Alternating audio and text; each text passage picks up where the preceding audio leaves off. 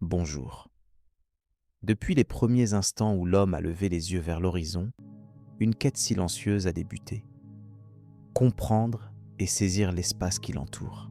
Avant même que les mots ne prennent forme, des signes simples, esquissés sur des parois rocheuses, furent les premiers écrits de cette volonté de représenter le monde. Ces marques abstraites, parfois des traits ou des cercles, témoignent des efforts des premiers humains pour ordonner un univers jusque-là mystérieux. La cartographie naquit ainsi de cette nécessité première. Situer son lieu dans un contexte plus vaste. Il ne s'agissait pas seulement de décrire des chemins ou des territoires, mais de transmettre une connaissance collective, transgénérationnelle. Dès les temps préhistoriques, ces représentations servaient à orienter les tribus lors des migrations, à illustrer les zones de chasse ou à délimiter des espaces sacrés. Ces fragments d'information furent les racines du savoir géographique, un savoir qui se révélerait crucial pour toutes les sociétés à venir.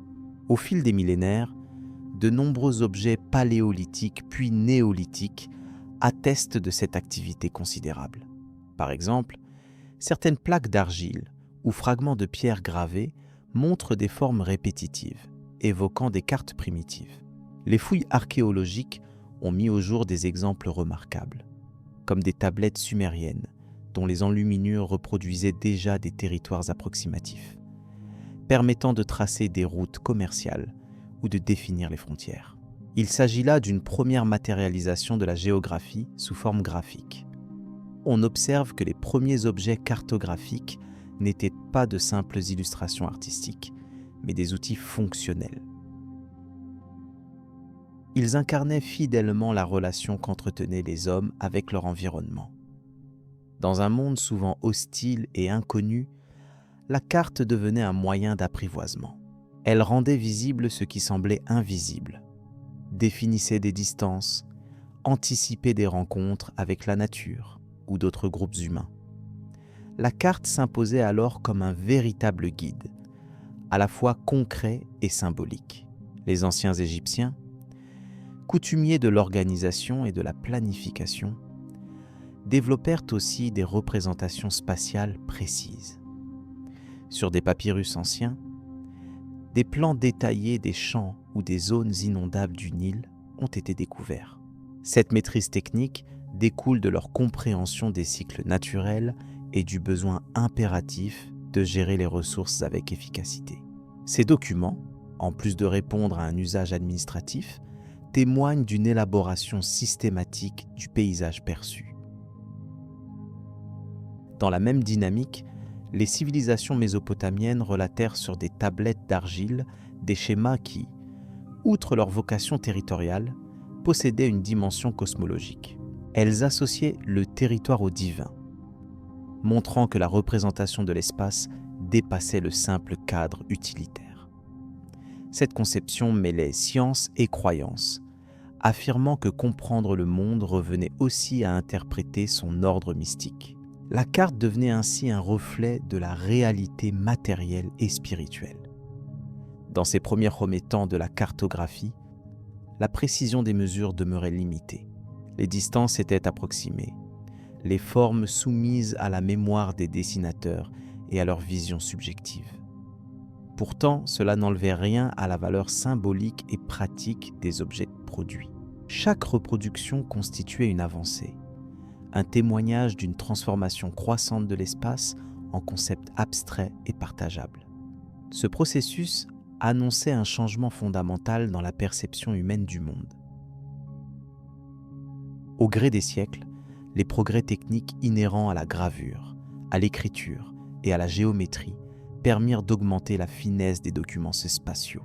Les Grecs anciens, avec des chercheurs comme Anaximandre, réalisèrent des cartes cherchant à représenter la Terre dans son ensemble. L'abstraction géométrique se mêlait alors à l'observation empirique, marquant un tournant important dans l'approche cartographique, désormais perçue aussi comme une science à part entière. L'utilisation des figures géométriques précises, l'introduction des concepts de latitude et de longitude, ainsi que l'attention portée aux distances relatives, ouvrirent de nouvelles perspectives. La carte n'était plus seulement une simple image, elle devenait une représentation mathématique de la réalité. Ce glissement amena à dépasser la dimension locale pour embrasser une vision globale, rendant la compréhension du monde plus accessible et rationnelle. Il s'agit d'une évolution déterminante dans l'histoire des savoirs. À mesure que ces outils se perfectionnaient, les cartes devinrent des instruments essentiels pour la navigation, le commerce et la diplomatie. Elles rythmaient l'expansion des empires en permettant d'explorer, d'arpenter et de maîtriser de nouvelles terres. À cet égard, les cartes sont autant des guides que des témoins des ambitions humaines, racontant des histoires de découvertes, de rencontres et de conquêtes. Elles incarnent une mémoire collective, un lien entre les générations passées et celles à venir. Ainsi, nous voyons se dessiner dès ces premiers temps une relation étroite entre cartographie et pouvoir. Le savoir géographique offrait à ceux qui le détenaient un avantage stratégique considérable. La maîtrise de la représentation du territoire reflète alors une domination symbolique et politique. Cette dimension explique en partie pourquoi tant de civilisations investissaient dans la création de ces objets, où précision et savoir se conjuguent pour figurer le monde connu et imaginer celui à découvrir. En suivant cette chronologie, il devient clair que la cartographie, bien que toujours en évolution, repose sur une base forgée depuis des millénaires. Les premiers pas, modestes mais déterminants, ont posé les fondations d'un art et d'une science qui continuent de nous accompagner. Chaque carte, chaque trait tracé est le fruit d'une volonté humaine ancienne de comprendre son environnement, une quête ininterrompue de sens et de repères. La richesse de ces premières œuvres cartographiques réside dans leur capacité à transmettre, au-delà des échanges territoriaux, un fragment de la pensée collective de leur époque. Elles matérialisent le regard porté sur le monde par des sociétés qui cherchaient leur place et leur ordre dans l'immensité. Cette empreinte primitive, chargée d'histoire et de symboles, ouvre la voie à une exploration plus précise et plus complète que nous verrons dans la suite de ce récit. Les cartes dans l'Antiquité, dans les temps anciens, la cartographie ne se limitait pas à la simple représentation visuelle du monde, mais incarnait une quête profonde de compréhension et d'explication. Chez les Babyloniens, vers la deuxième moitié du deuxième millénaire avant notre ère, les premières tentatives de cartes terrestres étaient réalisées sur des tablettes d'argile, un matériau durable qui leur permettait de consigner leurs observations. Ces cartes, bien que rudimentaires, reflétaient un intérêt marqué pour la géographie et la cosmologie. Leur vision du monde était souvent centrée sur leur cité, Babylone, avec des mers et des territoires disposés de manière symbolique plutôt que précise. Les Babyloniens utilisaient des systèmes de coordonnées pour positionner certains éléments, détournant des figures géométriques pour interpréter la réalité. Leur méthode s'appuyait sur une connaissance approfondie des astres, qu'ils observaient rigoureusement, ce qui participait à la précision relative des proportions sur leurs tablettes. Ce savoir astronomique s'entrelaçait avec leur géographie. Ils voyaient la Terre comme un disque plat, entouré par un océan circulaire, une représentation répandue en Orient. Ces prémices témoignent d'un effort réfléchi pour capter même partiellement l'étendue du monde connu. Plus tard, les Grecs apportèrent une transformation majeure à la cartographie, notamment grâce à la rigueur scientifique. Anaximandre, philosophe grec du VIe siècle avant notre ère, est considéré comme l'un des premiers à conceptualiser la Terre comme un cylindre, introduisant l'idée que la planète avait une forme limitée dans l'espace. Il est crédité d'avoir dessiné une carte qui tentait d'englober la Méditerranée et les territoires qui l'entouraient, en utilisant une méthode plus géométrique et systématique. Cette carte, bien qu'imparfaite selon nos critères modernes, instaurait une nouvelle manière d'organiser l'espace. L'histoire retient également Ératosthène, savant grec du IIIe siècle avant notre ère, qui calcula avec étonnante précision la circonférence de la Terre. En comparant les angles d'ombre projetés à 2 points distants en Égypte lors du solstice d'été, il parvint à estimer la taille de la planète avec une marge d'erreur réduite. Cette mesure fondatrice influença la conception des cartes ultérieures, puisque savoir la dimension de la Terre permettait d'établir des proportions plus justes, transformant ainsi la cartographie d'une simple représentation locale en une science globale. Les Grecs développèrent aussi des outils mathématiques qui facilitaient la projection de la sphère terrestre sur une surface plane. Hipparque, mathématicien du IIe siècle avant notre ère, introduisit les concepts de latitude et de longitude, délimitant la Terre par un réseau de lignes imaginaires. Ces innovations permirent de repenser la cartographie comme une discipline combinant géographie, astronomie et mathématiques, ouvrant la voie à des cartes plus précises et fonctionnelles. Ces contributions formèrent le socle sur lequel les Romains allaient s'appuyer. Les Romains héritèrent de cette tradition grecque et l'enrichirent grâce à leur vaste empire. La cartographie devint un outil de gestion administrative et militaire essentiel. Les routes, les villes et les provinces étaient minutieusement répertoriées. Un exemple marquant est celui de la table de Peutingé. Une carte routière longue et étroite datant de l'époque impériale, qui représentait non pas le relief ou la forme réelle, mais les distances et les connexions essentielles pour les déplacements. Ce document illustre le pragmatisme romain, pour qui la carte était avant tout un moyen d'organisation.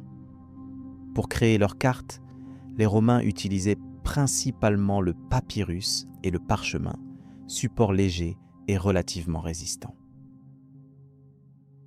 Les mesures sur le terrain étaient souvent réalisées par des géomètres, les agrimensors, qui employaient des instruments tels que le gros mât pour tracer des lignes droites. Ces techniques permettaient de relever avec une grande exactitude les contours des territoires, garantissant ainsi la fiabilité des cartes pour les besoins de l'administration. Le souci du détail et de la précision était primordial, car une erreur pouvait compromettre des projets militaires ou fiscaux. La conception romaine du monde reposait sur une terre sphérique, comme chez les Grecs, mais avec une représentation centrée sur Rome comme omphalos, le centre du monde civilisé.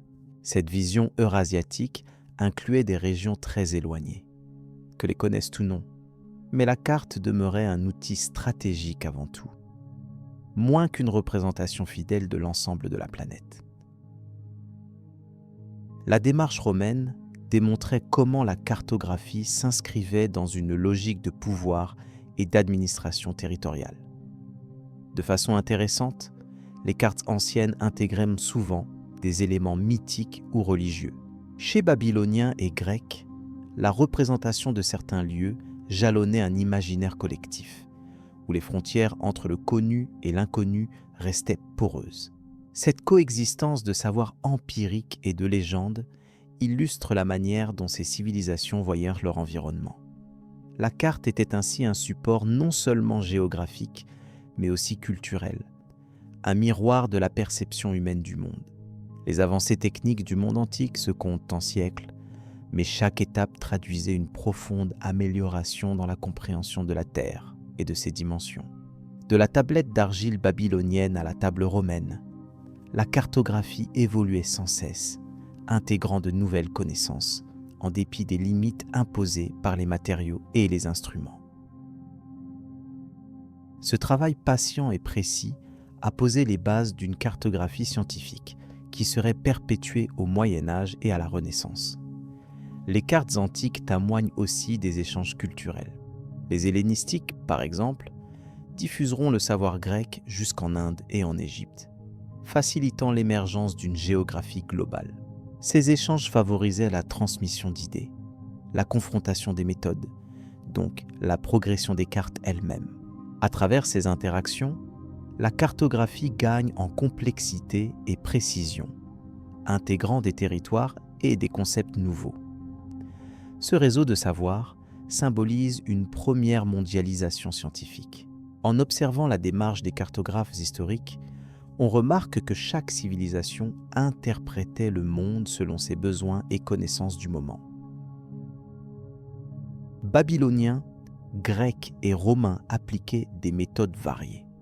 On peut ainsi voir un passage progressif d'une carte comme symbole à une carte comme instrument fonctionnel.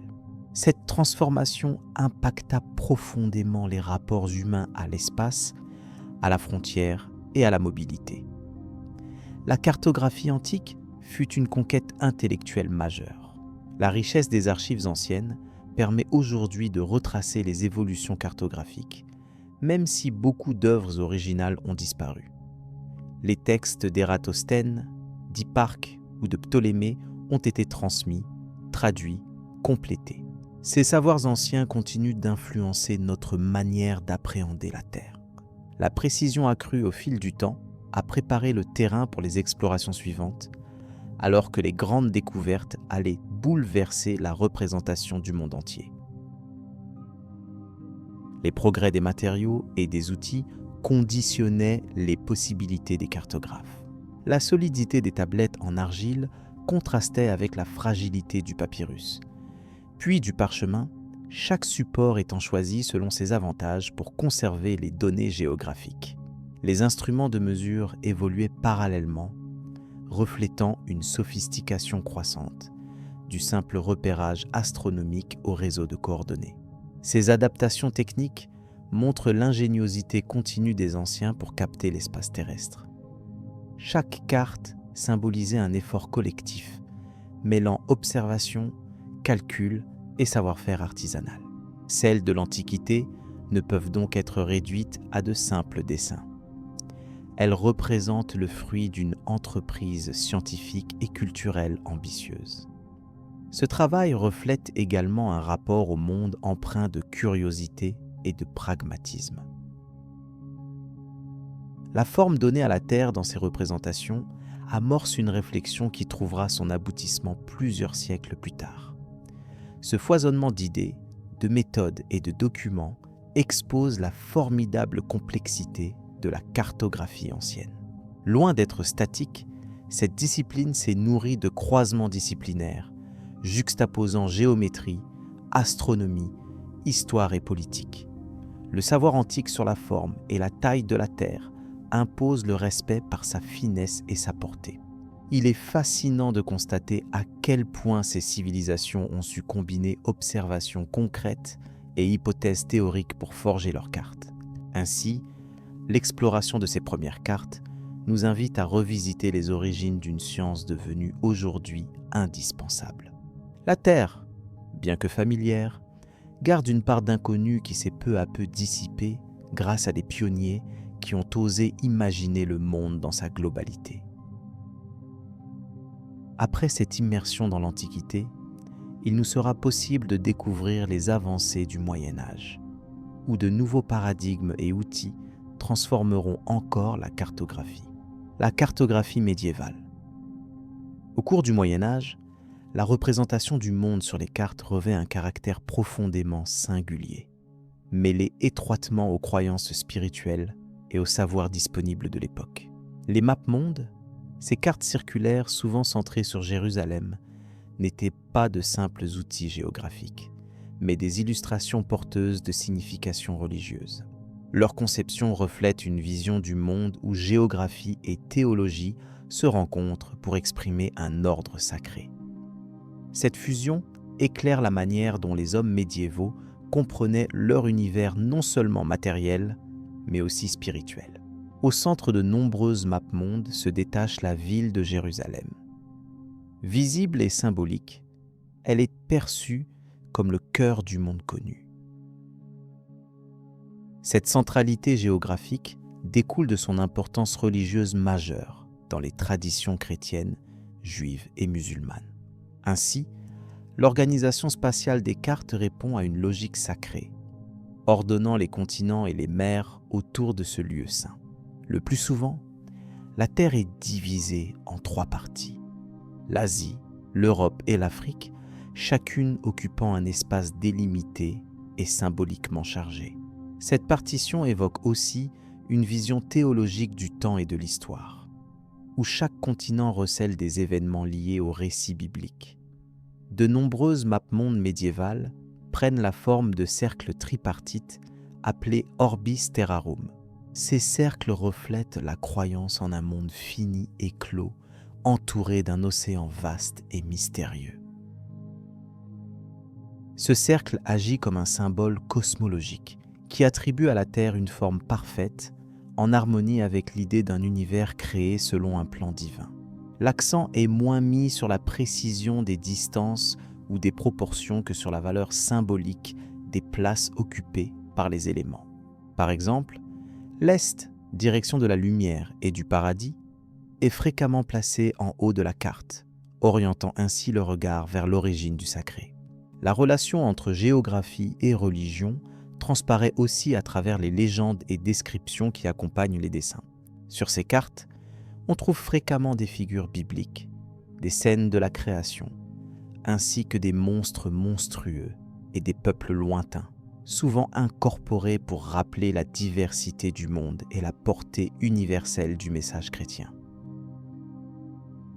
Les mapmondes n'étaient pas conçus pour guider les voyageurs comme le font nos cartes modernes, mais plutôt pour rappeler aux spectateurs la grandeur et le dessein divin, service rendu à la transmission d'un savoir culturel et spirituel. Parmi les plus célèbres de ces cartes figure la mapmonde de Hereford, réalisée vers la fin du XIe siècle. Cette carte illustre pleinement cette vision où chaque élément est porteur d'une signification. Nous y voyons Jérusalem au centre, le paradis sur la partie supérieure du cercle, et la mer, peuplée de créatures fantastiques, à la périphérie. L'attention portée aux détails iconographiques révèle que les mapmondes servaient de véritables livres d'images, participant à l'éducation religieuse et morale des fidèles. Cette carte témoigne ainsi d'une conception du monde riche en symboles. La dimension religieuse s'imprime non seulement sur la forme et le contenu des cartes, mais aussi sur leurs usages. Les mapmondes étaient souvent exposés dans les cathédrales, lieux de culte et d'enseignement. Elles accompagnaient les sermons, renforçant l'autorité morale de l'Église et offrant une lecture du monde à la fois géographique et spirituelle. Elles figuraient aussi la mission universelle de la chrétienté, appelée à répandre la croyance par-delà les mers et les terres inconnues. Ces cartes invitaient donc à méditer sur la destinée humaine dans un cadre à la fois terrestre et divin. Le développement des cartes religieuses s'accompagne également de l'apparition des portulans, cartes plus précises destinées à la navigation.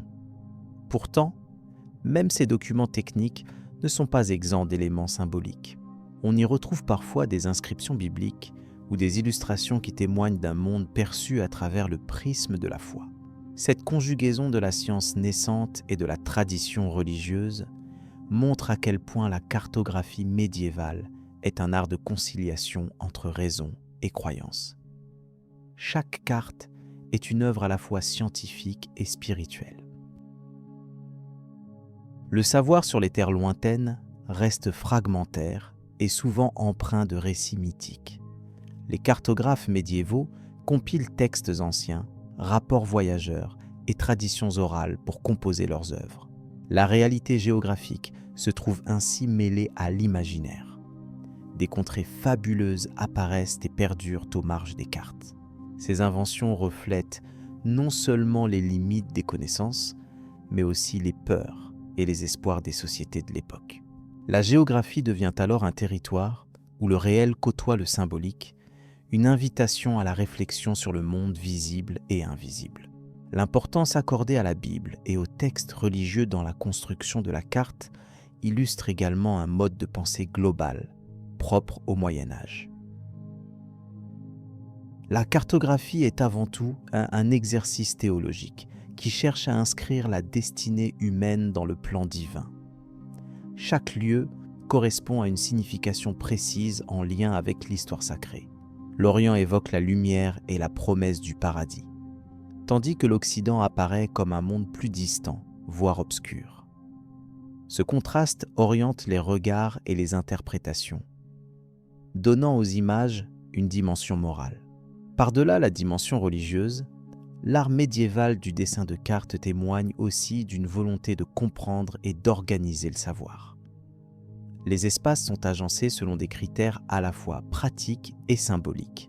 Les mers et les fleuves, bien qu'imparfaitement connus, occupent une place essentielle pour délimiter territoires et routes. Le dessin des continents renvoie à une classification du monde en hémisphères, sous une forme qui n'est d'ailleurs pas encore rigoureuse, mais qui préfigure les principes modernes de la cartographie. Cette tentative de représentation globale traduit l'effort humain pour saisir un univers complexe et ordonné. Malgré leur éloignement des critères scientifiques actuels, les cartes médiévales possèdent une grande richesse narrative. Elles racontent le monde vu par des hommes qui, en un temps où l'exploration était limitée, cherchaient à donner du sens aux espaces inconnus. À travers elles, nous percevons une époque où la connaissance appartient autant à la foi qu'à l'observation. Chaque carte est un témoignage de la pensée médiévale, de ses croyances, ses angoisses et ses espoirs face à l'immensité du monde.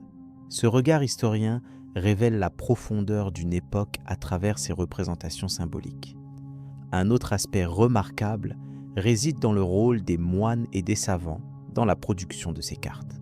Souvent installés dans les monastères, ces érudits compilent les connaissances disponibles, croisent les récits bibliques avec des sources antiques, notamment gréco-romaines. Leur travail, laborieux et minutieux, consiste à rassembler l'ancien et le nouveau savoir pour composer des œuvres accessibles aux élus du clergé et parfois à la royauté. Le dessin des cartes devient ainsi une activité savante, respectueuse d'une tradition intellectuelle forte. Ce réseau de transmission du savoir influence la façon dont le monde est perçu. Les mapes-mondes médiévales intègrent aussi des éléments géopolitiques. Certains territoires sont mis en avant selon leur importance stratégique, religieuse ou économique. Les royaumes chrétiens sont généralement représentés de manière valorisante, tandis que les régions païennes, lointaines ou inconnues, sont parfois reliées à des mythes ou des dangers fictifs. Ainsi, la cartographie sert également un discours politique implicite, contribuant à asseoir des légitimités territoriales fondées sur la croyance et la tradition. Cette fonction extra-géographique enrichit la compréhension de ces cartes comme instrument de pouvoir. En observant les mapes-mondes médiévales, on note enfin une évolution progressive des formes et des contenus. Au fil des siècles, les influences de l'extérieur, notamment celles provenant des contacts avec le monde musulman, apportent des informations nouvelles.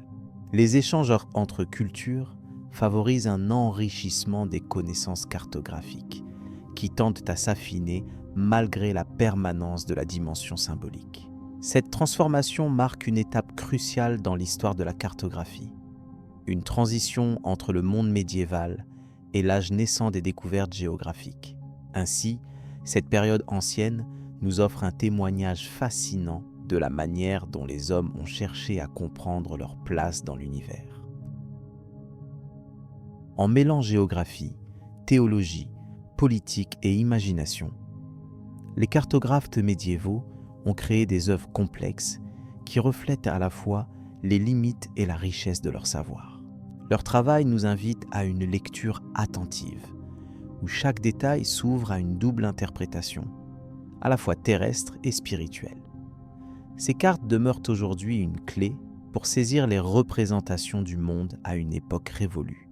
Cette vision du monde parfois étrange pour notre regard contemporain révèle la permanence d'une quête universelle, donner sens à l'espace et au temps. En suivant ce fil conducteur, l'étude de la cartographie médiévale permet de comprendre comment les sociétés humaines inventent des images de leur environnement, mêlant savoir empirique, croyances et récits historiques. De cette complexité naît un héritage précieux, qui nous invite à poursuivre l'exploration des liens entre connaissance et foi, surface du globe et profondeur symbolique. Ce parcours mène naturellement vers une réflexion sur les transformations cartographiques à l'aube des grandes explorations. L'âge des découvertes. Au début de cette ère, la cartographie reposait principalement sur des méthodes héritées de l'Antiquité, notamment des travaux grecs et romains. Les cartes étaient souvent schématiques, approximatives, et mêlèrent réalité et mythe, symptomatiques d'un savoir fragmentaire mais persistant. Ce savoir commença toutefois à évoluer avec l'intensification des voyages d'exploration. Des marins comme Christophe Colomb, Vasco de Gama et Fernand de Magellan ouvrirent de nouvelles routes maritimes, confrontant les cartographes à des réalités jusque-là insoupçonnées. Chaque expédition rapportait des informations inédites qui, intégrées aux anciennes données, nécessitaient une révision constante des cartes. Cette dynamique fit naître un besoin impératif de fiabilité et de rigueur dans le dessin des territoires connus et inconnus. Le premier défi majeur concernait la précision de la longitude et de la latitude. Déterminer la latitude fut relativement accessible grâce au sextant, un instrument datant de plusieurs siècles mais perfectionné durant cet âge. Il permettait aux navigateurs de mesurer l'angle entre l'horizon et un astre, souvent le soleil ou l'étoile polaire, pour estimer leur position nord-sud. En revanche, la longitude représentait un problème beaucoup plus complexe. La mesure exacte du temps dans les navires, indispensable pour cette détermination, ne fut réellement maîtrisée qu'avec l'invention de l'horloge marine au XVIIIe siècle. Pourtant, grâce aux chronomètres rudimentaires et à des méthodes comme la triangulation, on parvenait à des approximations suffisantes pour redessiner les cartes maritimes, véritablement utiles aux navigateurs.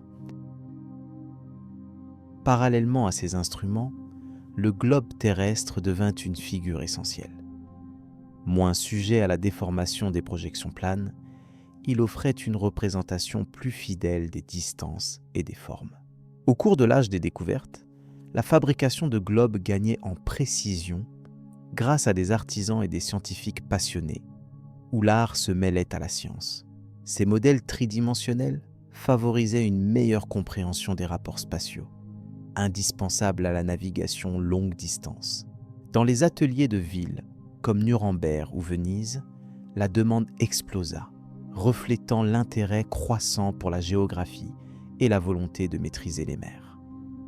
Ainsi, le globe devint bientôt un symbole prestigieux de savoir et de pouvoir. L'apport des cartes portulences mérite également une attention particulière.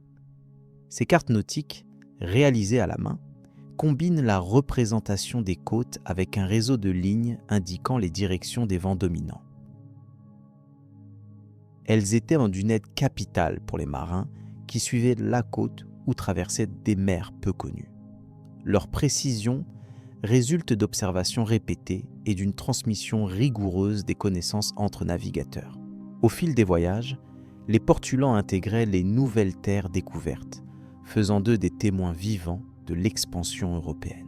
La collaboration entre explorateurs et cartographes permit d'enrichir ces documents, auparavant parfois secrets, pour dresser des cartes toujours plus détaillées. La technique de la triangulation joua un rôle crucial dans cette avancée. Empruntée à la géométrie, cette méthode permettait de déterminer avec plus d'exactitude les positions relatives des points géographiques.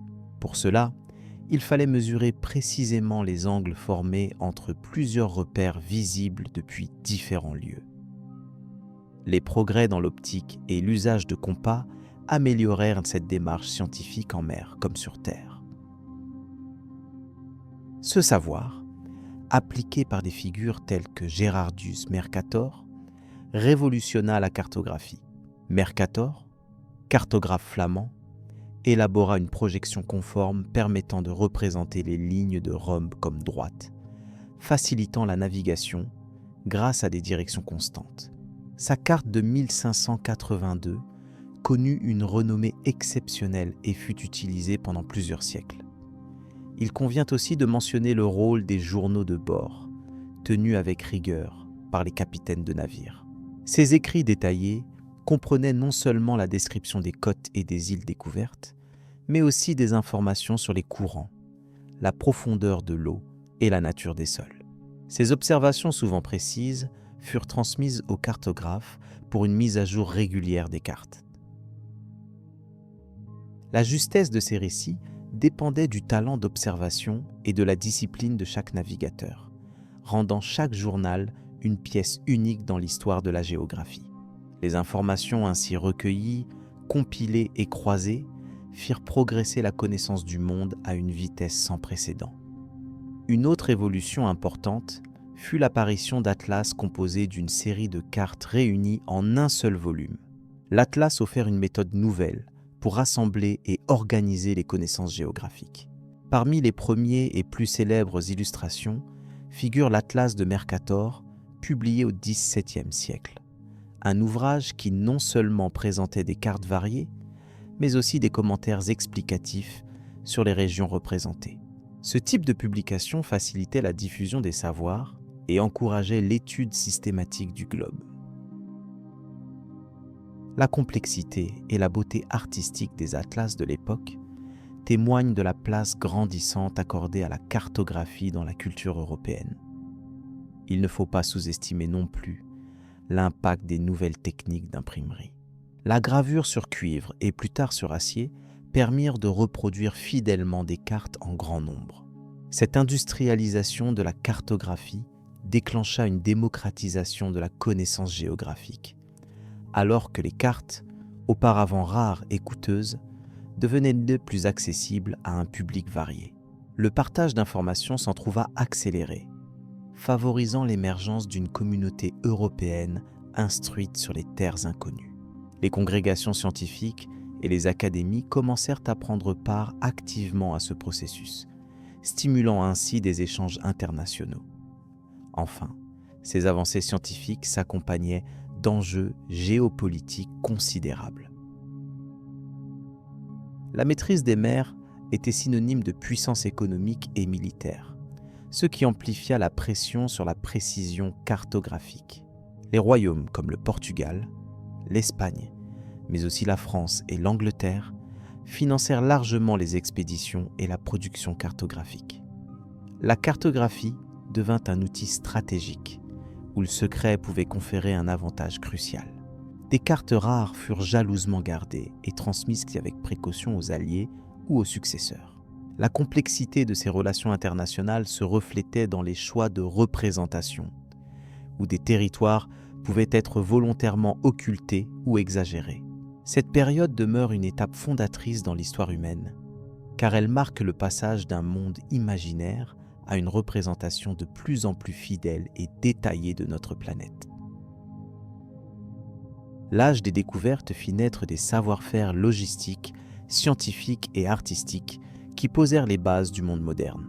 Les cartes devinrent des miroirs de notre compréhension croissante, objets à la fois utilitaires et symboles d'une quête infinie. À mesure que les explorateurs repoussaient les limites de la connaissance, les cartographes, armés d'instruments nouveaux et de méthodes rigoureuses, donnèrent forme à notre planète toujours plus vaste. Cette transformation invite à poursuivre l'écoute pour comprendre comment s'acheva cette évolution vers la cartographie globale. Les progrès scientifiques et techniques.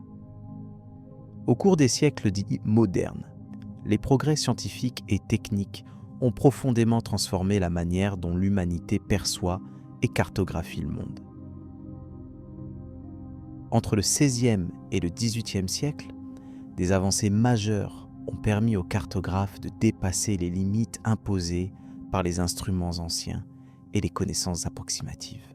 Ces évolutions ont ouvert la voie à des représentations plus précises et plus fiables de la Terre, facilitant non seulement la navigation, mais également le commerce, la politique et la compréhension géographique. L'un des instruments les plus remarquables de cette époque est le sextant. Développé progressivement à partir du milieu du XVIIe siècle, il a remplacé les astrolabes et les quadrants grâce à sa précision accrue. Cet appareil permettait de mesurer l'angle entre un objet céleste et l'horizon avec une finesse inégalée, ce qui était essentiel pour déterminer la latitude en mer.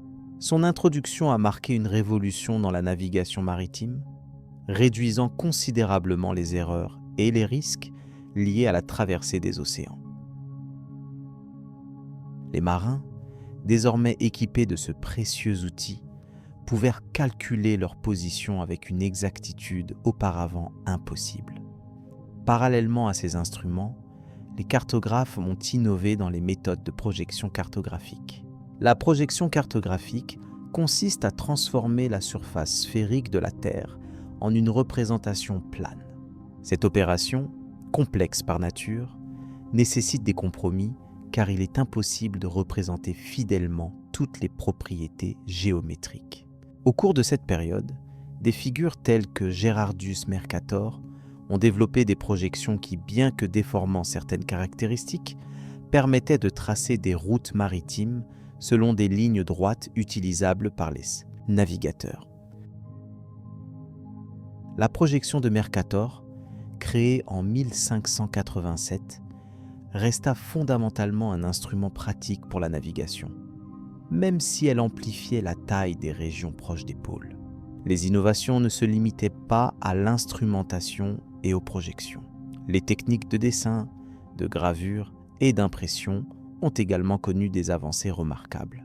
La diffusion des cartes s'est accélérée avec l'amélioration de la typographie et de la reproduction imprimée, rendant les cartes accessibles à un public plus large.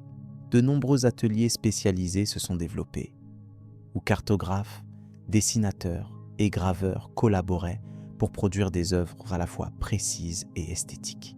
La cartographie devenait ainsi un savoir partagé et un outil de pouvoir, utilisé par les États pour mieux connaître leur territoire et leurs colonies. Au-delà des outils techniques, les connaissances astronomiques et géodésiques ont continué à progresser. Les relevés terrestres se sont affinés grâce à l'usage plus systématique de l'observation et des calculs.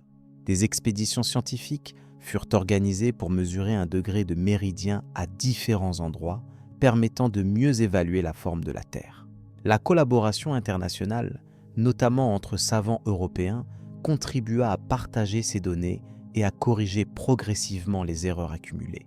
Parmi les figures emblématiques de cette période, on peut citer Jean Picard, astronome français du XVIIe siècle, qui réalisa une mesure très précise de la méridienne de Paris. Son travail servit de référence pour de nombreux géodésiens et permit à Isaac Newton de soutenir sa théorie sur la forme aplatie de la Terre.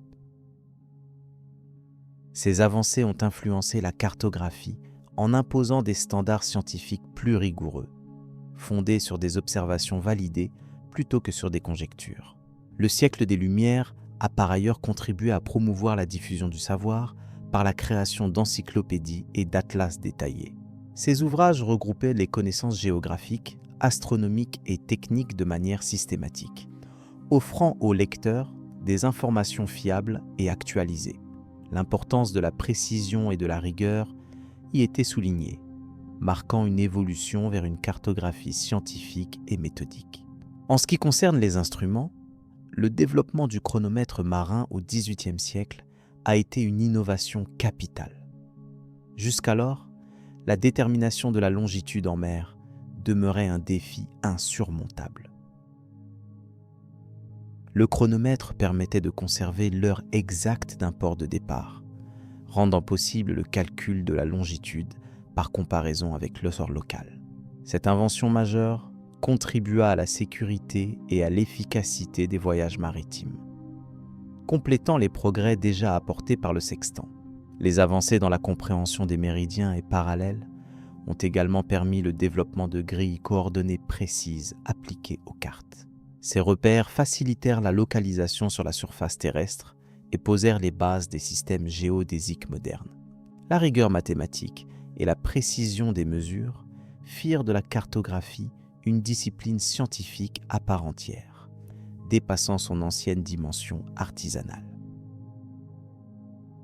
Il convient de souligner que cette période a vu naître aussi des controverses et des débats intellectuels entre cartographes et scientifiques concernant la meilleure méthode de projection ou la forme exacte de la Terre.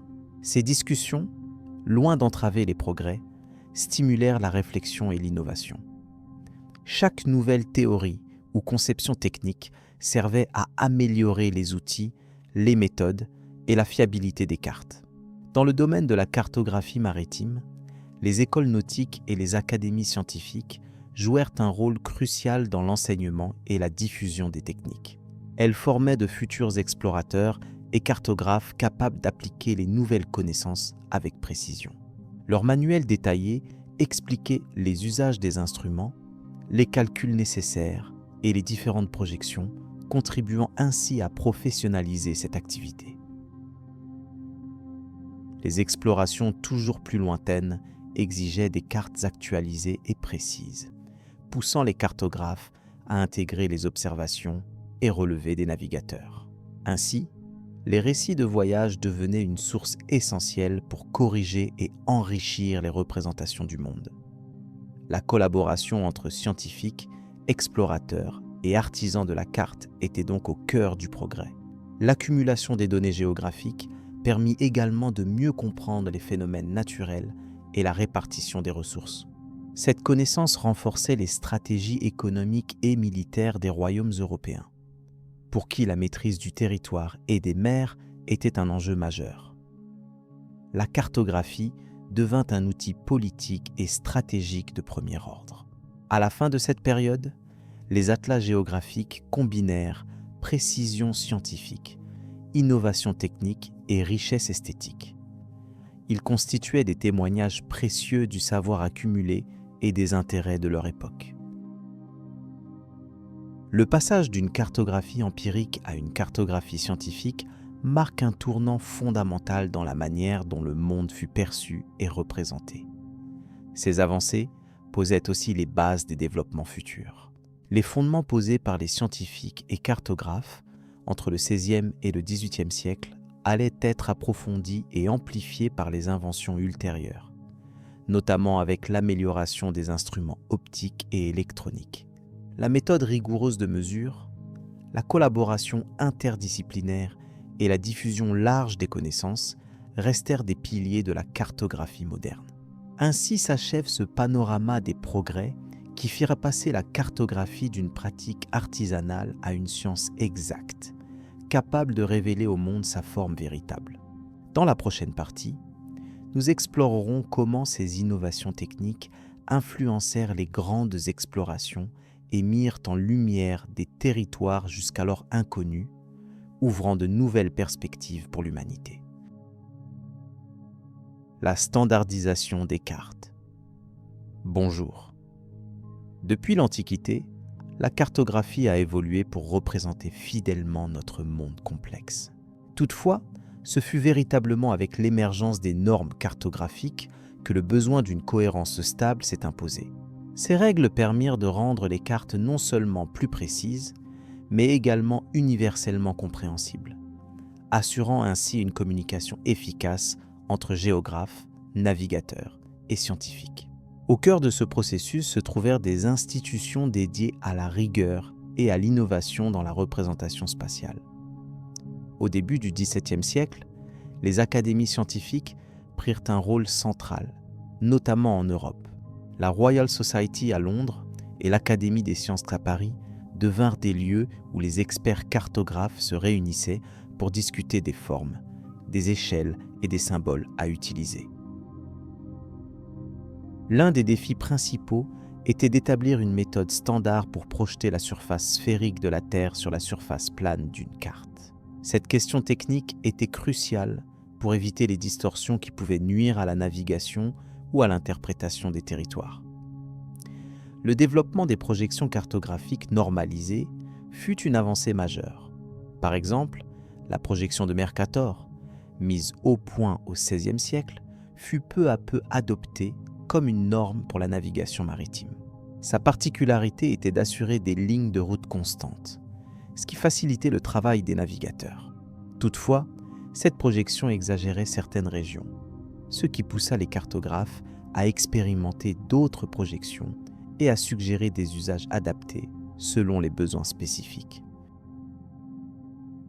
La standardisation impliqua donc une réflexion sur la finalité des cartes, reflétant les diverses applications possibles. Parallèlement, la légende cartographique devint un élément essentiel à normaliser. La façon dont les symboles représentaient des montagnes, des cours d'eau, des villes ou des frontières devait être universelle. Ainsi, un monticule dessiné d'une certaine manière indiquait invariablement une montagne, et un trait continu servait systématiquement à montrer une frontière définie. Cette uniformité facilita la lecture et l'interprétation des cartes par tout utilisateur, indépendamment de sa langue ou de sa culture. La standardisation des couleurs suivit également cette logique, le bleu représentant systématiquement l'eau, tandis que le vert ou le marron indiquaient des reliefs ou des végétations. Les institutions jouèrent un rôle décisif dans la validation de ces normes.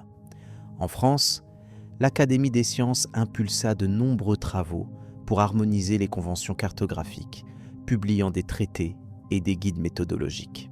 Ces publications servaient à la fois de référence pour les cartographes en activité et d'instruction pour les novices. Des correspondances entre académies permirent une diffusion rapide des idées et des techniques. En parallèle, les gouvernements financèrent des projets cartographiques dans un souci à la fois militaire et administratif, ce qui stimula l'adoption de normes claires et rigoureuses. L'apparition des cartes topographiques fut aussi marquée par cette volonté d'homogénéité. Produites grâce à des relevés systématiques sur le terrain, elles se distinguèrent par leur précision et leur souci du détail. Les méthodes d'arpentage furent codifiées, assurant une mesure fiable des distances et des altitudes. Ces cartes servirent de base pour de nombreuses autres productions cartographiques et furent souvent accompagnées de grilles de coordonnées, formalisant ainsi un système géographique cohérent et réplicable. Ce travail méthodique démontrait l'importance d'une charte commune pour garantir la qualité des représentations. Dans cet esprit, les cartographes commencèrent à adopter une terminologie standard. Les termes désignant les différents éléments géographiques furent précisés pour éviter toute ambiguïté. Par exemple, on différencia soigneusement les notions de rivière, fleuve et torrent selon leur taille et leur régime. Ce vocabulaire précis renforça la clarté des cartes et favorisa une meilleure compréhension scientifique. L'usage de noms officiels et reconnus fut progressivement imposé, contribuant à l'émergence d'une toponymie partagée à l'échelle nationale, puis internationale. Ce processus de standardisation eut également des implications dans le domaine de l'éducation. Les écoles d'ingénieurs et de géographie enseignèrent ces normes comme fondamentales pour la formation des futurs professionnels. Ainsi, la transmission du savoir cartographique répondit à une nouvelle exigence de rigueur. Les étudiants apprenaient non seulement à réaliser des cartes, mais aussi à comprendre les principes sous-jacents qui garantissaient leur fiabilité. Cette phase constitua un tournant, passant d'un art parfois empirique à une discipline scientifique structurée. Le rôle des instruments fut lui aussi crucial. La standardisation impliqua l'adoption d'outils et de matériel conformes à des critères précis. Par exemple, les théodolites, compas et autres appareils de mesure devaient offrir une exactitude certifiée. On développa des procédures d'étalonnage rigoureuses afin d'éviter les erreurs systématiques. Cette précision accrue permit d'augmenter la confiance dans les cartes produites et d'étendre leur utilisation à des domaines sensibles, comme la défense ou les infrastructures publiques.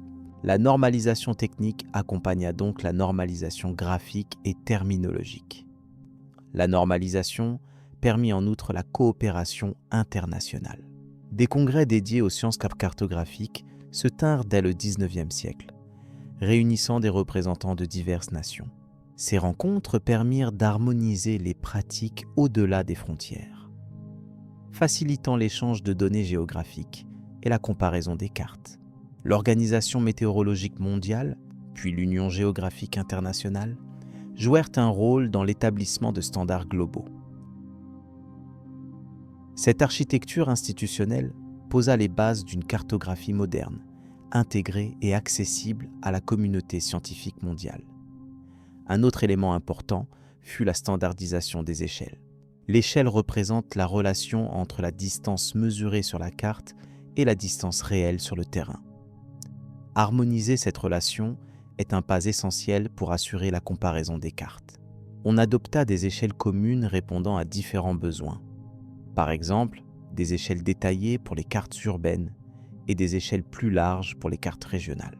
Cette distinction permit d'adapter la précision nécessaire selon l'usage, tout en conservant une unité de mesure compréhensible par tous. Enfin, la normalisation embrassa les techniques de reproduction des cartes.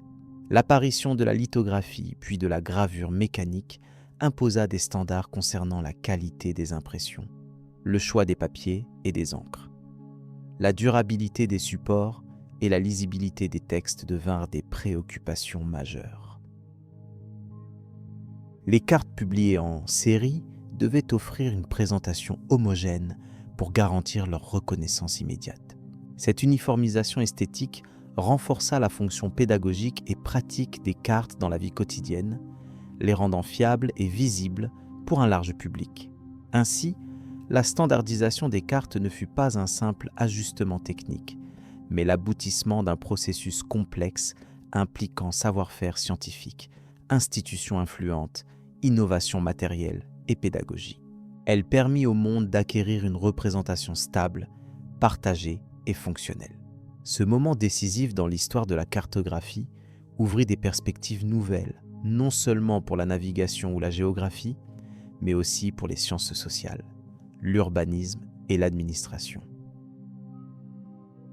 C'est cette fondation solide qui conduisit la cartographie vers ses développements modernes, encore en continuel perfectionnement. Alors que nous poursuivons notre exploration, il convient désormais de découvrir comment l'essor des outils mécaniques et optiques transforma la manière même de concevoir les cartes, préparant ainsi le terrain à la révolution cartographique industrielle qui allait révolutionner le XXIe siècle. Cartographie et pouvoir. La cartographie, en tant qu'outil, a toujours dépassé sa simple fonction géographique pour s'imposer comme un vecteur de pouvoir et de contrôle politique. Dès les premiers croquis tracés sur des peaux de bêtes ou des parchemins, les cartes ont servi à matérialiser des frontières, à définir des territoires et à asseoir la souveraineté des États et des royaumes sur des espaces précis. En visualisant le monde, elles ont offert une forme de domination intellectuelle qui a parallèlement facilité la domination matérielle, politique et militaire.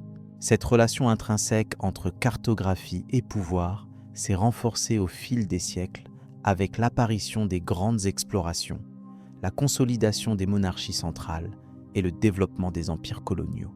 Dans l'Antiquité tardive, les cartes étaient souvent considérées comme des représentations symboliques marquées par des croyances religieuses et des mythes. Mais à partir du XVe siècle, la cartographie européenne évolue radicalement grâce à la Renaissance, à l'invention de la perspective et au progrès technique. Ces innovations, associées aux expéditions maritimes, permettent la création de cartes de plus en plus précises.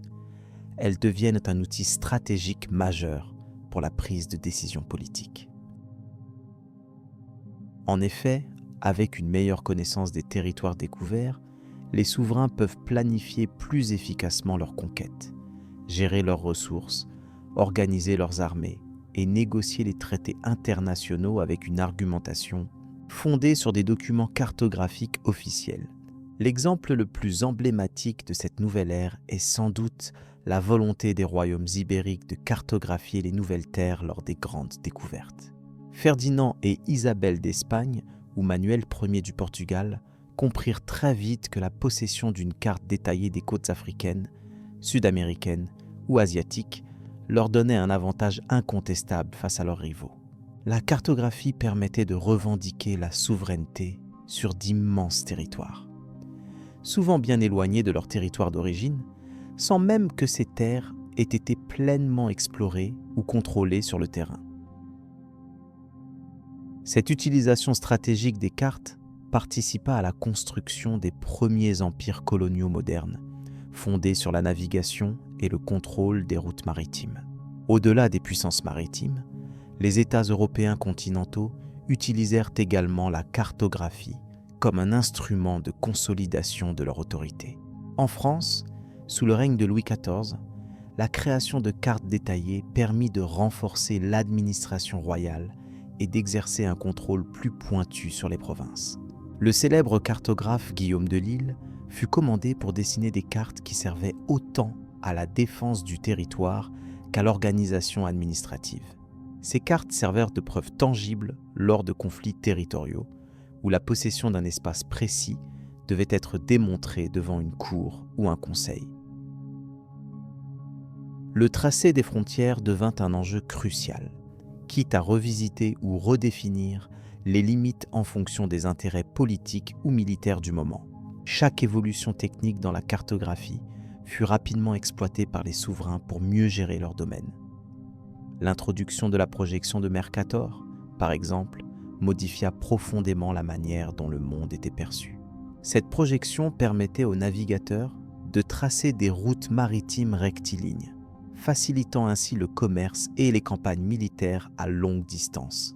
Cependant, elle exagérait la taille des territoires proches des pôles, ce qui parfois servait à renforcer l'impression d'immensité de certains empires. La cartographie devenait alors un moyen non seulement d'administration, mais aussi de propagande visuelle.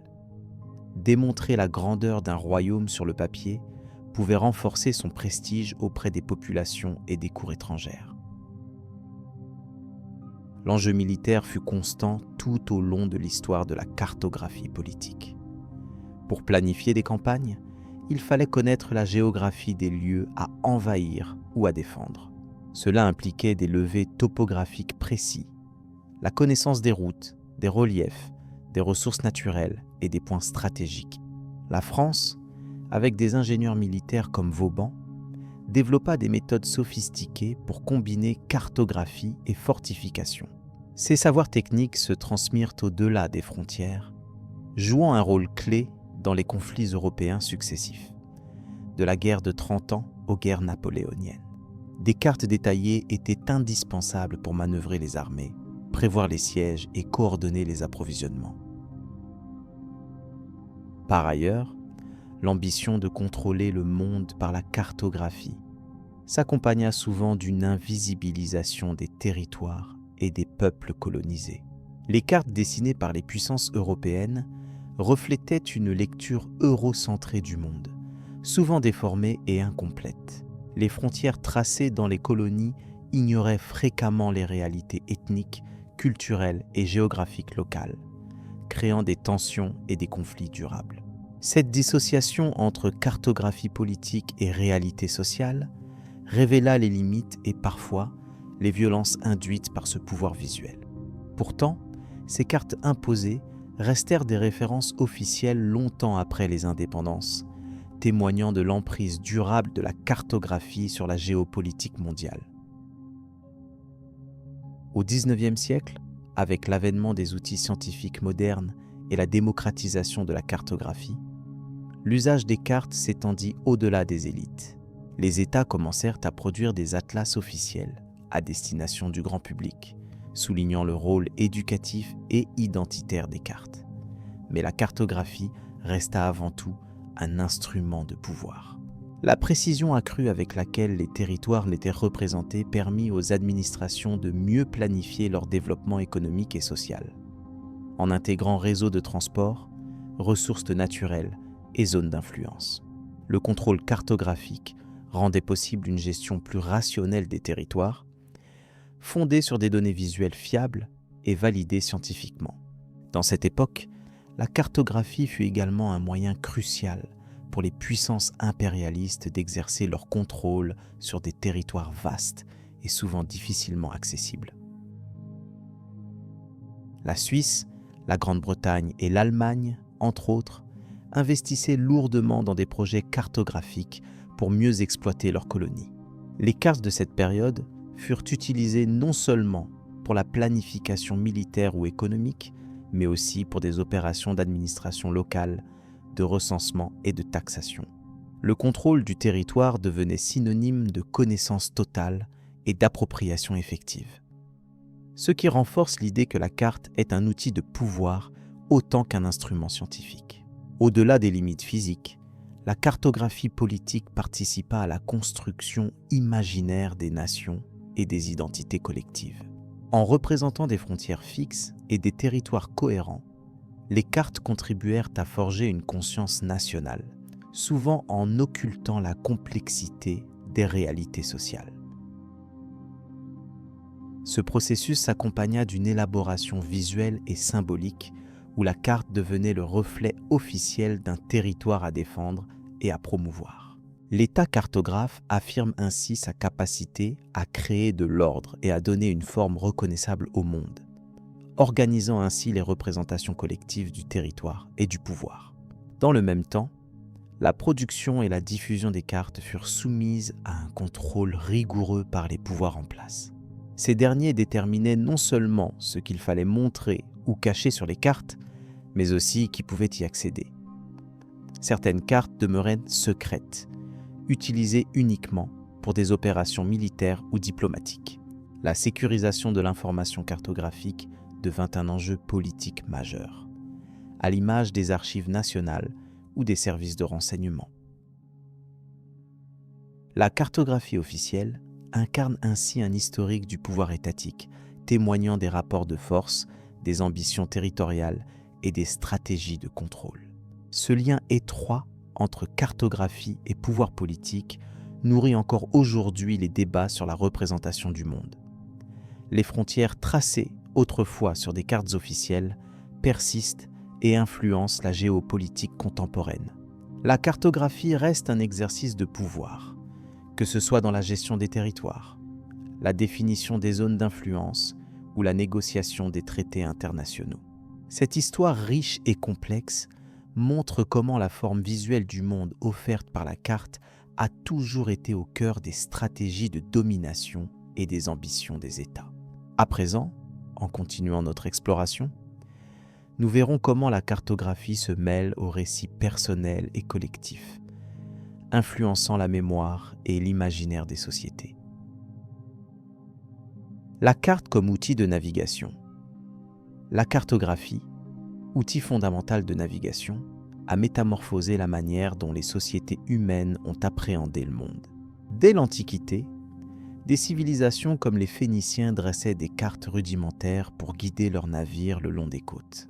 Ces premières représentations ne cherchaient pas la précision absolue, mais offraient une compréhension spatiale indispensable pour éviter les dangers connus et prévoir les escales. Les cartes étaient des instruments pratiques qui reliaient les ports entre eux, facilitant ainsi le commerce maritime. Avec l'expansion des routes commerciales, l'importance des cartes a augmenté. Les marchands, en quête de nouvelles voies pour acheminer leurs produits, utilisaient ces plans pour minimiser les risques, en évitant pirates et tempêtes prévisibles. Les cartes se sont enrichies d'informations variées. Courants marins, zones de pêche ou encore emplacements stratégiques. L'élaboration de telles cartes mobilisait des connaissances issues des observations directes, des récits des marins et des calculs astronomiques ponctuels. Au Moyen Âge, alors que les territoires terrestres étaient fragmentés, les cartes jouaient aussi un rôle crucial sur la terre ferme.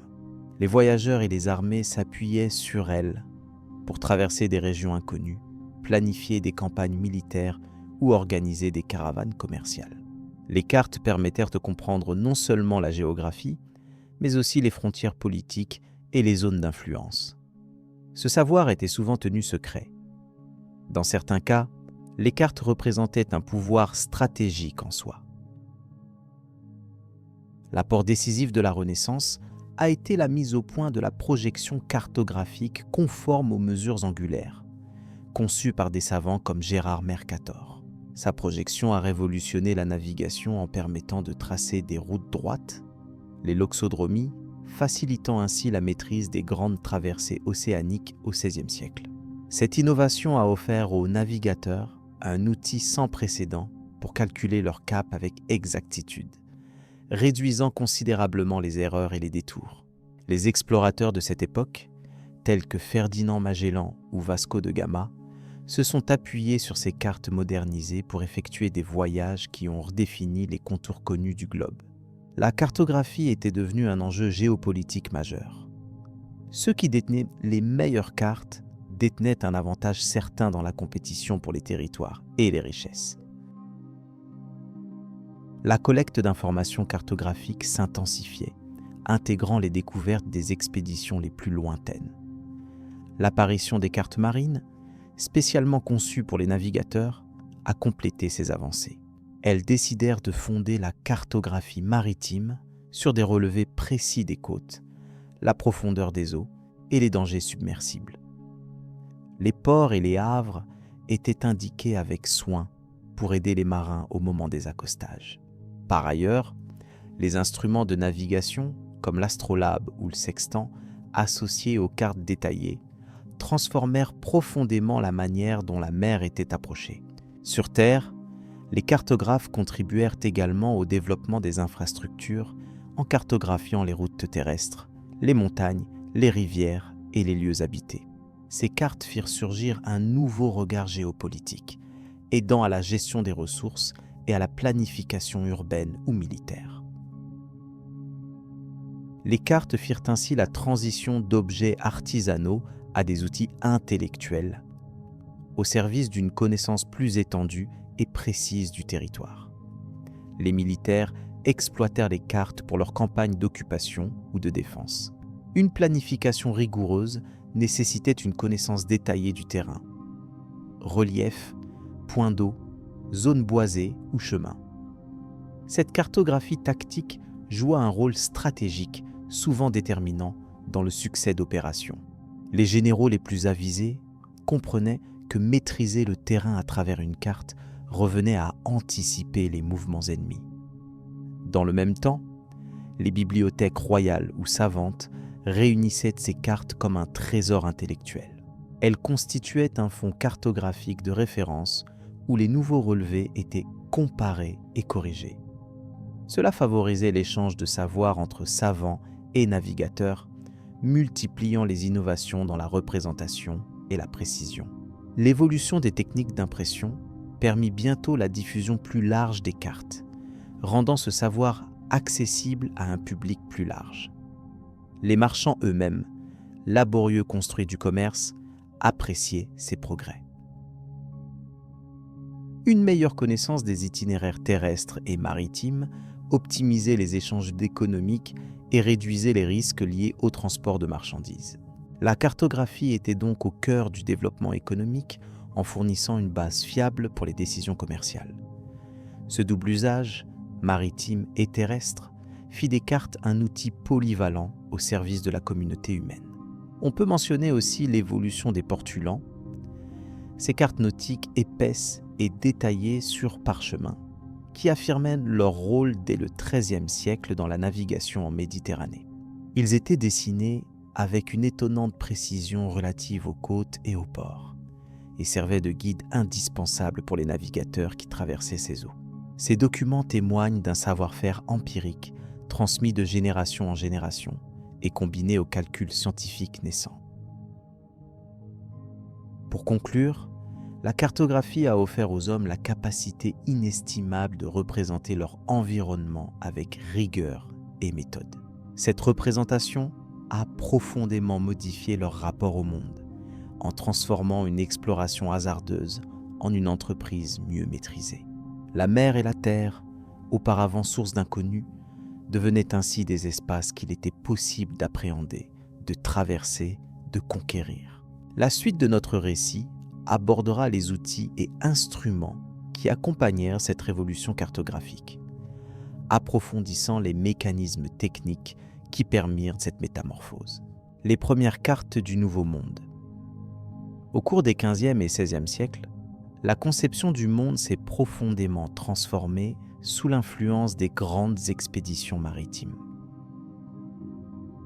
Avant ces voyages, les cartes européennes reflétaient une vision très limitée et souvent erronée des terres lointaines, nourries d'histoires mythiques et de suppositions. L'apparition du continent américain a alors bousculé les connaissances établies, marquant le début d'une ère où le travail délicat des cartographes consistait à intégrer peu à peu le Nouveau Monde dans leur représentation du globe terrestre. Chaque carte produite portait le poids des découvertes récentes, mais aussi celui des incertitudes et des erreurs inévitables. Les premiers plans illustrant les côtes américaines sont parvenus à l'Europe tardivement, principalement issus des rapports des navigateurs espagnols et portugais. Christophe Colomb, lors de son premier voyage en 1492, croyait atteindre l'Asie orientale. Pourtant, il avait devant lui des terres inconnues qui allaient changer la compréhension du monde. Les cartographes comme Martin Wolsemüller, qui en 1512 publia une carte célèbre, intégrèrent ces nouvelles connaissances avec prudence, illustrant des formes imprécises de territoire. Ce travail était rendu difficile par la rareté des explorations détaillées et la difficulté technique à mesurer précisément les distances maritimes. Durant cette période, une particularité marqua les cartes: la coexistence d'une vision médiévale ancrée dans des récits bibliques ou classiques avec les données récentes apportées par les explorateurs. Par exemple, certains dessins plaçaient l'Atlantide ou les îles d'Or quelque part dans l'Atlantique, à proximité du continent nouvellement découvert. Ces éléments témoignaient d'un effort continu pour réconcilier croyances anciennes et réalités nouvelles. La cartographie, bien qu'en progression constante, reflétait ainsi une quête d'équilibre entre imagination et faits rigoureux. Les erreurs s'accumulaient néanmoins sur ces premières cartes. Certaines déformaient les côtes presque entièrement par manque d'observation précise. Les marins, souvent pressés ou confrontés à des conditions météorologiques difficiles, ne pouvaient fournir que des descriptions approximatives, évitant des mesures mathématiques exactes. Ce défi était accentué par l'absence d'instruments fiables pour déterminer la longitude. Par conséquent, leurs indications restaient floues et variant d'un explorateur à l'autre. Les cartographes devaient alors composer avec des témoignages souvent contradictoires. Un autre problème majeur fut l'intégration de la Floride et du golfe du Mexique dans les cartes. Lorsque Juan Ponce de León atteignit ses rivages en 1501, aucun modèle préexistant ne pouvait véritablement prévoir ces nouvelles terres. La place attribuée à ces régions oscillait donc au gré des informations recueillies, souvent rassemblées sans systématisation ni synthèse rigoureuse. Les erreurs allaient de la supposition d'îles éparses au dessin d'une vaste péninsule ou même d'une île isolée. Peu à peu, à mesure que les expéditions se multipliaient et que les relevés se précisaient, la représentation de cette partie du nouveau continent se clarifia. Au-delà des côtes, la cartographie des terres intérieures resta largement spéculative pendant plusieurs décennies. Les explorateurs pénétraient parfois profondément dans le continent, mais leurs récits demeuraient lacunaires. Les cartographes imaginaient alors des chaînes de montagnes, rivières et lacs selon des hypothèses. Par exemple, le mythe du fleuve de l'Eldorado ou des mers intérieures figurait sur maintes cartes, alimentant aussi bien les voyageurs que les souverains avides de connaissances et de richesses. La représentation du continent évoluait ainsi par touches successives, mêlant faits concrets et projections imaginaires. La publication par Abraham Ortelius, en 1592, de son fameux atlas Theatrum Orbis Terrarum, marqua un tournant. Pour la première fois, on trouvait une compilation systématique et relativement fiable des terres découvertes à ce jour.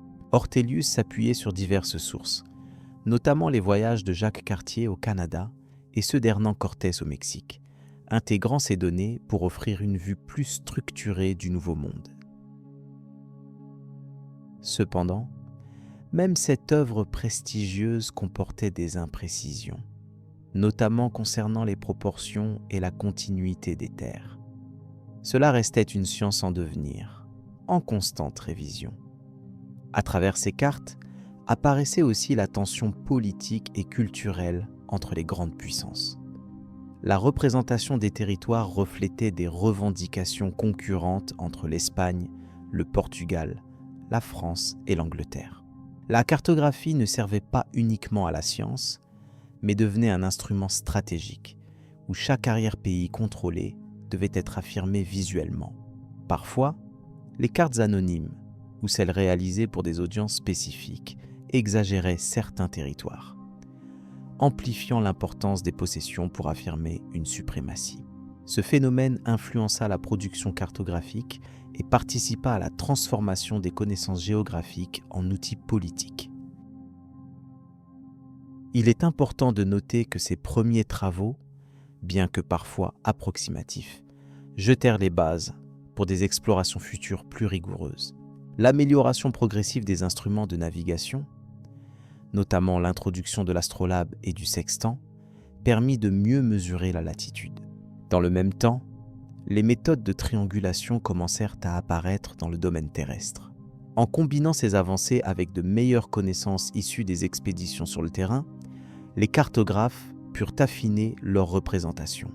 Le processus était long et parfois frustrant, mais il correspondait à une quête de précision sans cesse renouvelée. Un autre aspect fascinant réside dans le rôle des cartographes eux-mêmes. Figure souvent méconnue, ils mêlaient rigueur mathématique et compréhension géographique à un œil critique sur les sources. Leur travail exigeait d'évaluer, de confronter et parfois de deviner les confins inconnus. Par exemple, Gerardus Mercator, né au XVIe siècle, révolutionna la cartographie grâce à sa projection qui facilitait la navigation maritime. Son œuvre, tout en restant fidèle aux découvertes récentes, propulsa la science cartographique vers de nouveaux horizons en s'adaptant aux besoins pratiques des marins et explorateurs. Les cartes demeuraient aussi des objets artistiques, souvent ornés pour charmer et capter l'attention. Elles incluaient parfois des illustrations d'animaux exotiques, de navires ou de monstres marins, témoignant des peurs et des curiosités des époques. Ces éléments visuels, bien qu'accessoires, enrichissaient la lecture et alimentaient l'imaginaire collectif autour du Nouveau Monde.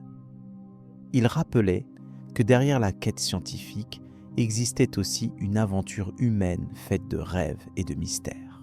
Au fil du temps, l'exploration du continent américain permit d'éclaircir progressivement ses contours. Des expéditions comme celle de Henry Hudson, Samuel de Champlain ou Francisco de Orellana apportèrent des connaissances précises sur les fleuves, les montagnes et les populations indigènes. Les cartographes purent ainsi corriger d'anciens biais et éliminer des hypothèses erronées. L'évolution constante des cartes reflétait la dynamique d'un monde en pleine expansion où savoir et découverte cheminèrent de concert. Enfin, la confrontation entre cartographes d'époques différentes montre combien la représentation du Nouveau Monde était un sujet vivant et controversé. De nombreux débats entouraient la validité des sources et la meilleure manière de traduire les découvertes sur le papier.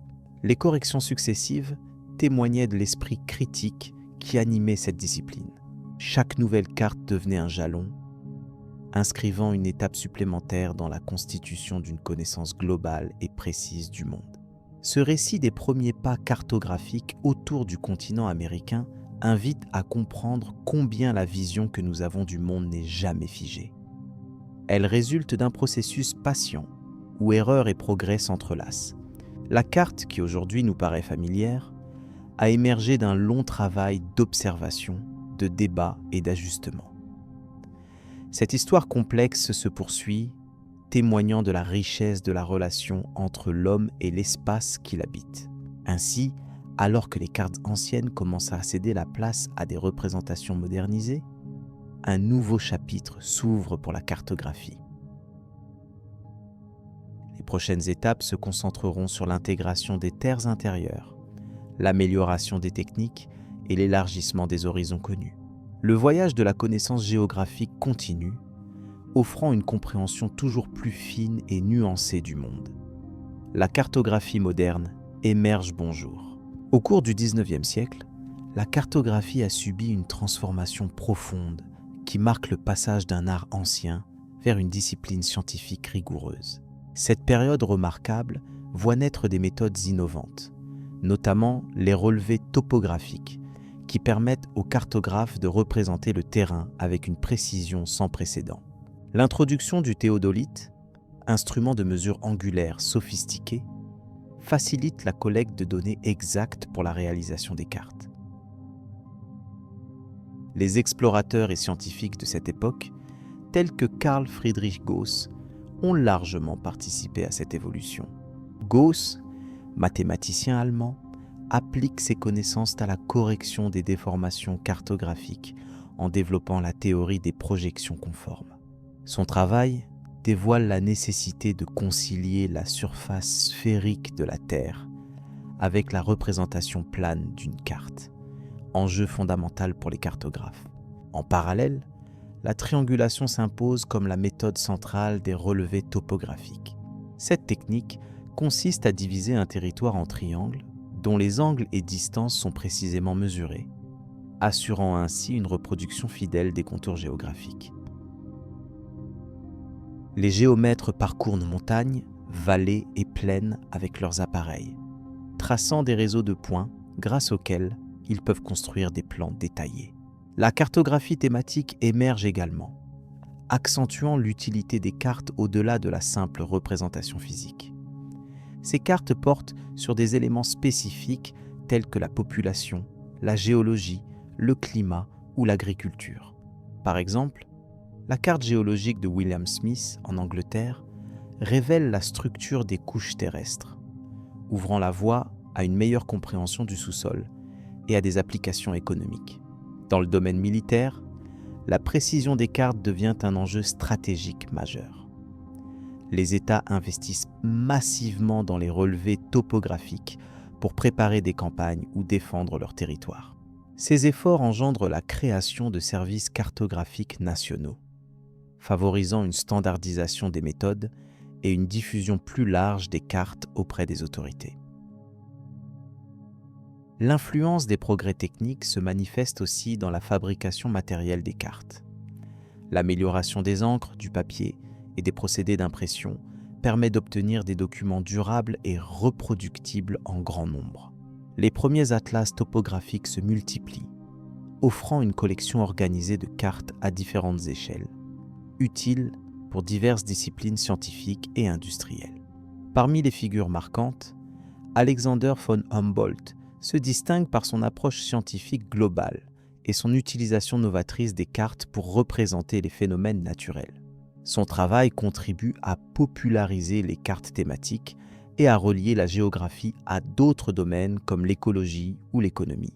Cette période voit également l'expansion des réseaux de chemins de fer et de communication, dont la représentation précise sur carte facilite la planification et la construction. Cartographes et ingénieurs collaborent étroitement pour intégrer ces infrastructures dans la cartographie officielle, témoignant du rôle crucial des cartes dans le développement industriel. En Amérique du Nord, les relevés du territoire menés par le United States Geological Survey illustrent cette dynamique. Ces levées permettent de mieux connaître les vastes territoires encore peu explorés, tout en documentant la biodiversité et les ressources naturelles. La rigueur des méthodes adoptées garantit des données fiables qui soutiennent à la fois l'administration publique et la recherche scientifique. L'accroissement des connaissances géographiques encourage la collaboration internationale entre cartographes, aboutissant à des congrès et échanges de pratiques.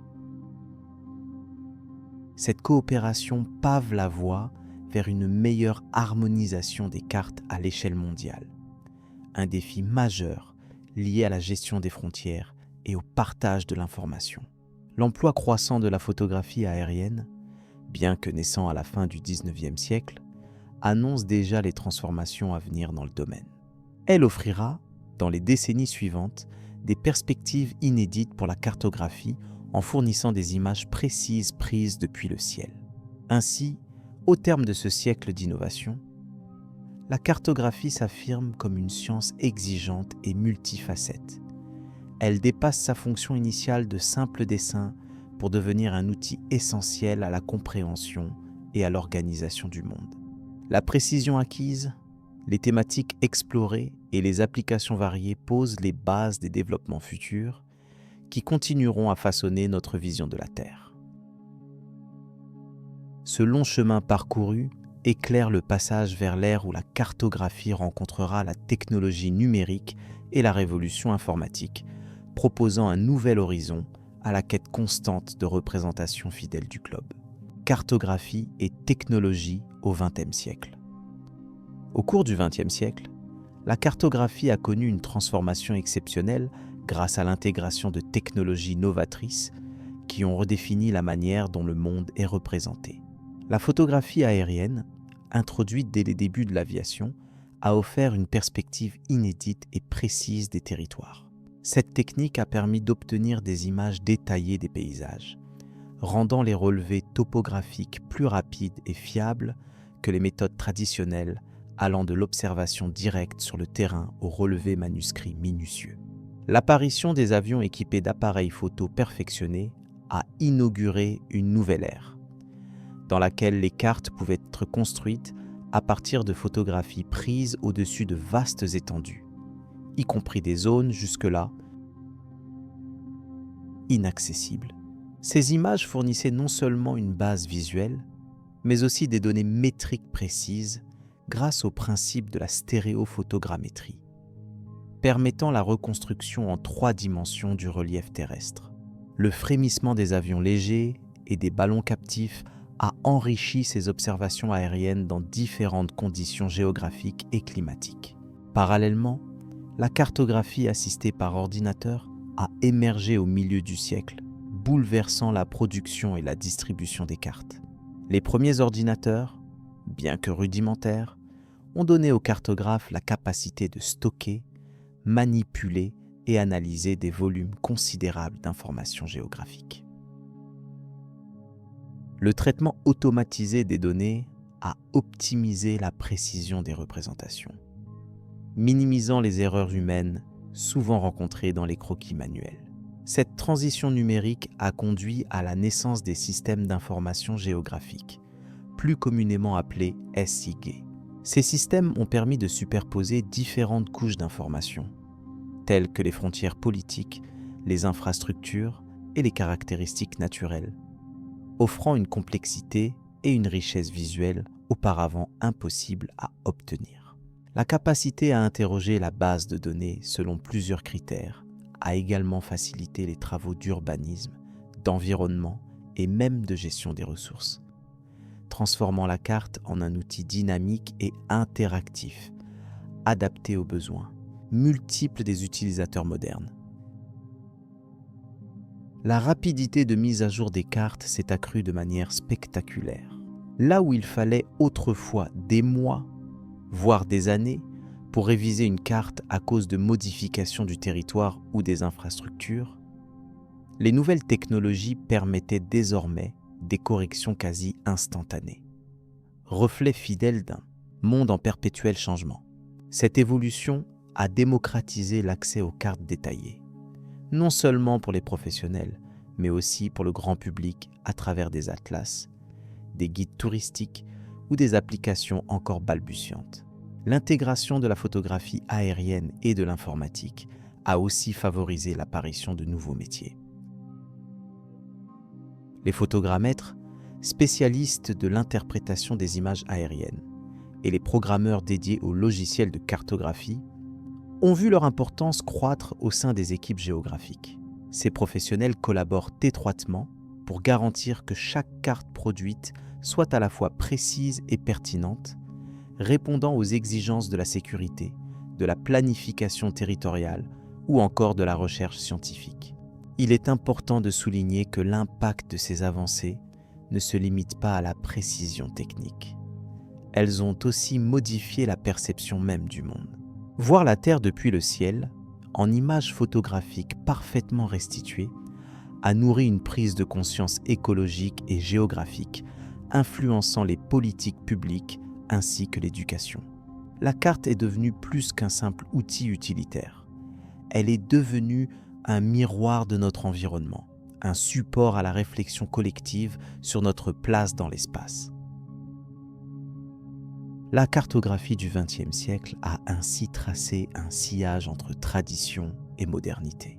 Si les méthodes ancestrales ont servi de socle, la photographie aérienne et la cartographie assistée par ordinateur ont ouvert la voie à une cartographie fondamentalement renouvelée. Ces technologies ont permis d'explorer des zones lointaines comme la toundra arctique ou les montagnes isolées, révélant des détails cachés qui ont nourri les connaissances scientifiques et facilité la gestion des territoires. Les données recueillies depuis les airs ont aussi alimenté des projets internationaux d'envergure, comme la réalisation de cartes topographiques globales ou la surveillance des variations environnementales à l'échelle planétaire. L'uniformisation des standards cartographiques s'est précisée, favorisant la coopération entre pays et permettant par exemple la navigation sécurisée et le développement des réseaux de transport mondiaux. Le progrès technique a également apporté un bouleversement dans l'enseignement et la formation des cartographes.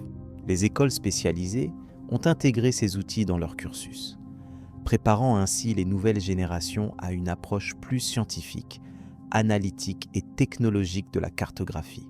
La diversité des compétences exigées a conduit à des changements profonds dans la profession, croisant géographie, informatique, photographie et analyse de données.